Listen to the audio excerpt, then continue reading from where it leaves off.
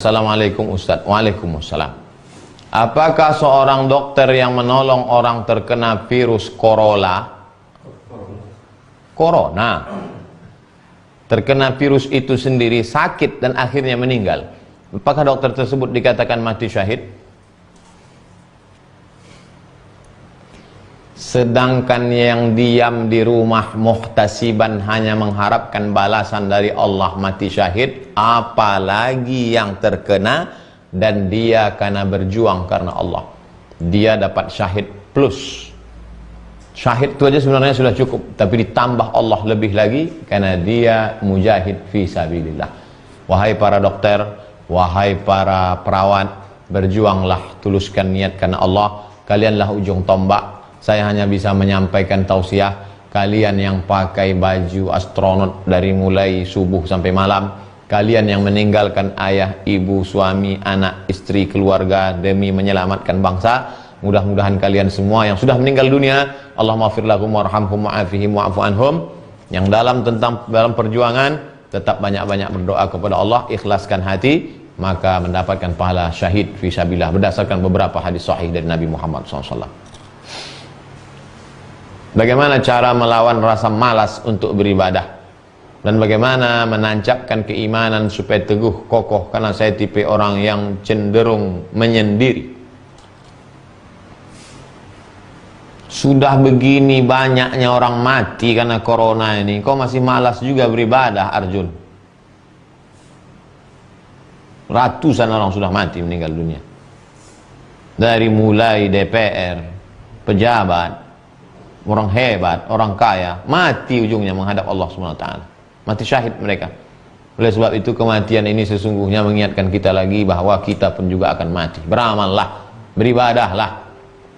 Orang yang meninggal dunia karena corona tak bisa kita lihat karena bungkus plastik, tapi yang tidak dibungkus plastik bisa kita lihat, bisa kita, maka tengok orang mati. Sholat jenazah, ikut kebumikan, ikut kuburkan. Jangan kau menyendiri, mesti kau berjamaah. Mungkin kau tidak suka bergaul dengan orang, tapi ikuti pengajian, buat komunitas, datang seperlunya, ngomong, interaksi sosial, habis itu menyendiri lagi.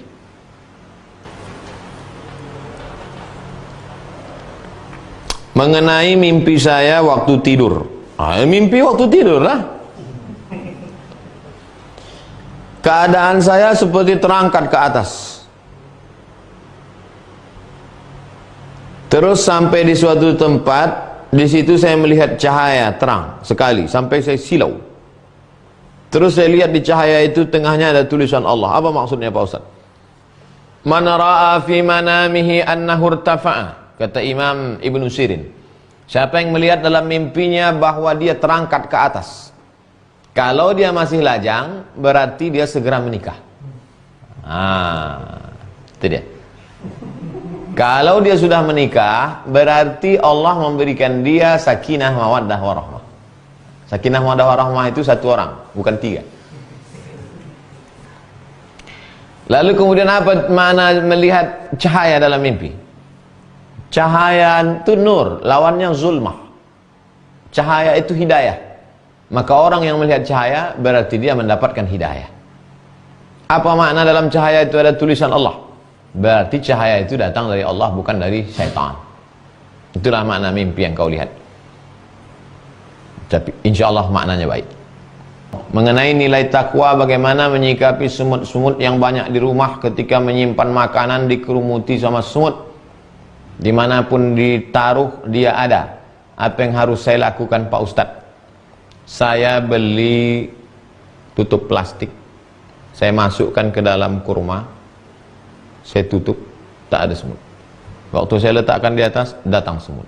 Jadi ketika semut datang, bukan salah semut, salah kita. Kenapa tutup di atas? Saya sudah praktekkan. Tutup pakai plastik, dia tak datang. Ada kurma satu, letakkan di sudut rumah, kasih untuk semut itu semua. Semut, ini untuk kau. Dia tak akan mengganggu. Dia juga makhluk Allah Subhanahu wa ta'ala. Kasih makan dia. Kita tutup. Makanan-makanan jangan dibiarkan.